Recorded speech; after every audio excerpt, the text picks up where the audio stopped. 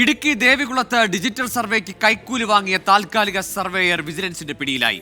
ദേവികുളം താലൂക്കിലെ താൽക്കാലിക സർവേയറായ നിതിൻ എസ് ആണ് 50,000 രൂപ കൈക്കൂലി വാങ്ങുന്നതിനിടെ വിജിലൻസിന്റെ പിടിയിലായത്.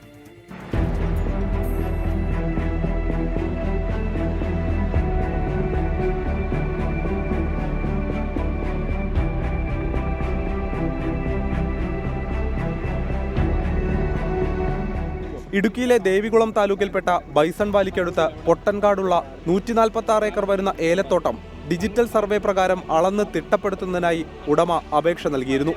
2 ആഴ്ച മുമ്പ് താൽക്കാലിക സർവേയറായ നിതിൻ എസ് ഏലത്തോട്ടത്തിലെത്തി. സർവേ വേഗത്തിൽ പൂർത്തിയാക്കാൻ 1 ലക്ഷം രൂപ കൈക്കൂലി ആവശ്യപ്പെട്ടു.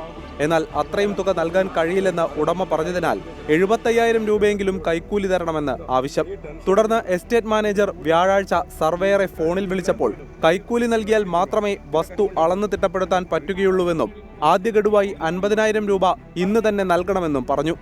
വിവരം estate manager Idukki vigilance unit ഡിവൈഎസ്പിയെ അറിയിച്ചു. ഡിവൈഎസ്പിയുടെ നേതൃത്വത്തിലുള്ള സംഘം നിതിനെ നിരീക്ഷിക്കുകയും കെണിയൊരുക്കുകയും ചെയ്തു.